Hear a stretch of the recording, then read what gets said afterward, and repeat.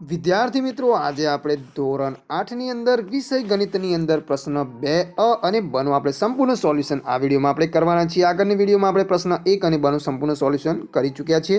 તમે એ વિડીયો ન જોઈ હોય તો વિદ્યાર્થી મિત્રો તમે અમારી ચેનલ ઉપર જઈને એ વિડીયો જોઈ શકો છો અને ચેનલને સબસ્ક્રાઇબ કરવાનું ભૂલતા નહીં। તો સ્ટાર્ટ કરીએ। અહીંયા પ્રશ્ન 2 છે, એમાં આપણે ખાલી જગ્યાઓ છે।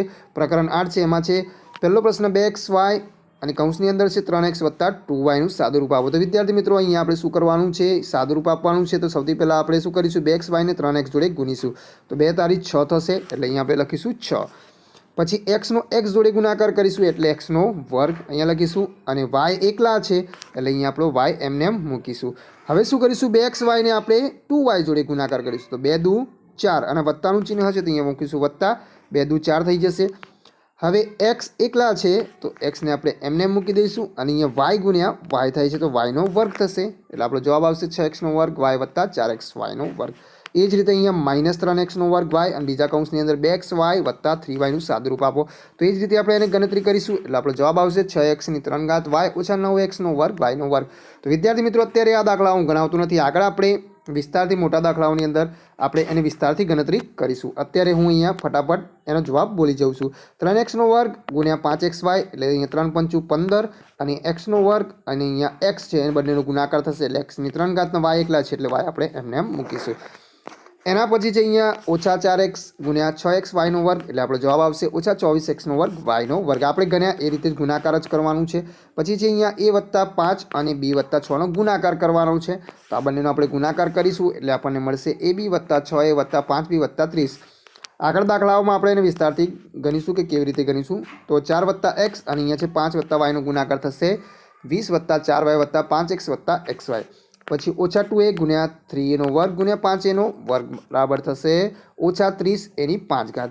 પછી અહીંયા છે ઓછા 4y ગુણ્યા 2y ની 3 ઘાત ગુણ્યા 3y ની 2 ઘાત, તો અહીંયા આવશે ઓછા 4y ની 6 ઘાત। પ્રકરણ 9 છે, એમાં છે એક ઘનનું ખાલી જગ્યા તેના ફલકોના ક્ષેત્રફળના સરવાળા જેટલું હોય છે, તો અહીંયા આવશે પૃષ્ઠફળ। એના પછી છે લંબઘનનું પૃષ્ઠફળ બરાબર, તો અહીંયા લંબઘનના પૃષ્ઠફળનું આપણે સૂત્ર લખીશું 2 કૌંસની અંદર LB + BH + HL। એના પછી છે ઘનનું પૃષ્ઠફળ, એનું સૂત્ર લખીશું 6l ની 2 ઘાત। બંધ નળાકારનું પૃષ્ઠફળ છે એનું સૂત્ર લખીશું 2πr અને કૌંસની અંદર r + h। પછી જે કોઈ પણ ઘન વસ્તુ દ્વારા ઘેરાયેલી જગ્યાની માત્રાને તે ઘનાકારનું ખાલી જગ્યા કહેવામાં આવે છે, તો અહીંયા આવશે ઘનફળ। પછી લંબઘનનું ઘનફળનું સૂત્ર થશે l × b × h। એના પછી ઘનનું ઘનફળ એનું સૂત્ર થશે l ની 3 ઘાત। એના પછી નળાકારનું ઘનફળ તો એનું સૂત્ર આવશે πr²h। એના પછી છે અહીંયા પ્રકરણ 10, એમાં છે a ની m ઘાત ગુણ્યા a ની n ઘાત। તો વિદ્યાર્થી મિત્રો અહીંયા આધાર સરખા છે, એ આધાર કહેવાય, અહીંયા બંનેમાં આધાર a છે। તો વિદ્યાર્થી મિત્રો આધાર સરખા હોય ને ગુણાકાર સાથે જોડાયેલા હોય તો આપણે ઘાતનું શું કરીએ છીએ, સરવાળો કરીએ છીએ, એટલે અહીંયા આવશે a ની m + n ઘાત। એ જ રીતે અહીંયા આધાર સરખા છે, તમે જો a ની m ઘાત ભાગ્યા a ની n ઘાત, તો અહીંયા આધાર શું છે, a છે, બંનેમાં a છે, આધાર કહેવાય। અને અહીંયા ભાગાકારની નિશાની સાથે જોડાયેલા છે, તો ઘાતનો શું થાય, આ જે ઘાત આપેલી છે m ઘાત અને n ઘાત એની શું થાય, બાદબાકી, તો અહીંયા થશે a ની m - n ઘાત।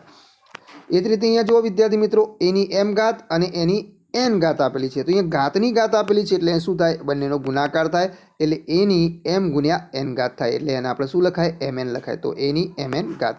એ જ રીતે અહીંયા આગળ શીખ્યા આપણે, એ જ રીતે અહીંયા am × bm, તો અહીંયા આધાર બંને અલગ અલગ છે એટલે શું થશે વિદ્યાર્થી મિત્રો, અને ઘાત બંનેની સરખી છે તો શું થશે, આ બંનેનો ગુણાકાર થાય એટલે a × b એટલે ab થશે, અને બંનેની ઘાત સરખી છે તો આપણે અહીંયા મૂકીશું m।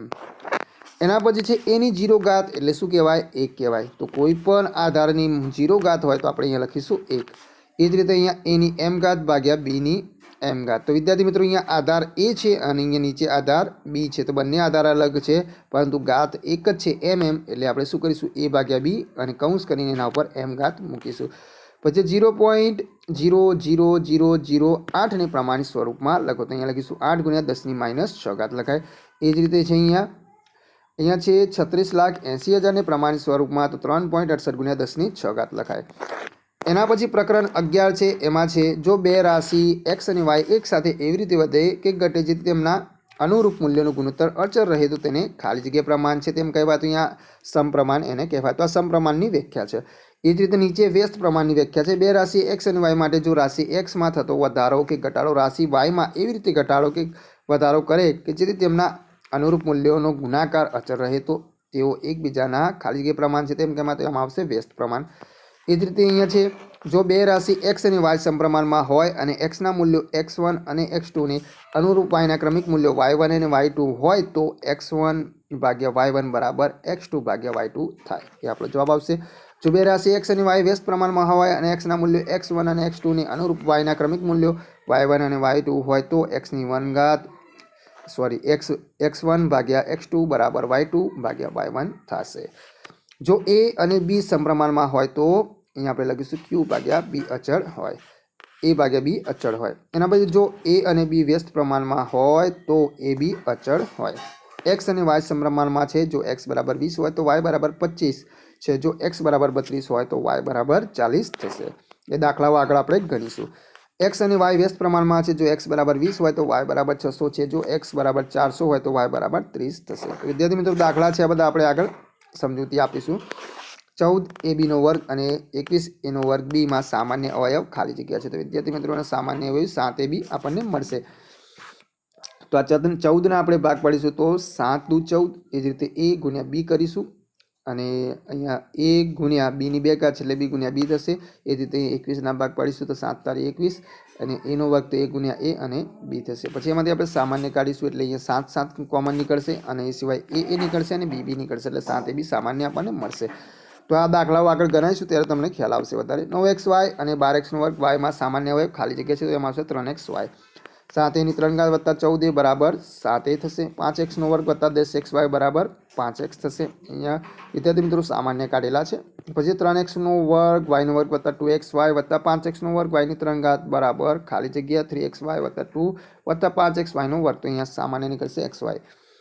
એ જ રીતે અહીંયા 4ab વત્તા 6 નો વર્ગ b નો વર્ગ વત્તા 8ab નો વર્ગ બરાબર 2ab કૌંસની અંદર 2 વત્તા 3ab વત્તા 4b. x નો વર્ગ વત્તા xy વત્તા 8x વત્તા 8y બરાબર x વત્તા y અને x વત્તા 8 થશે.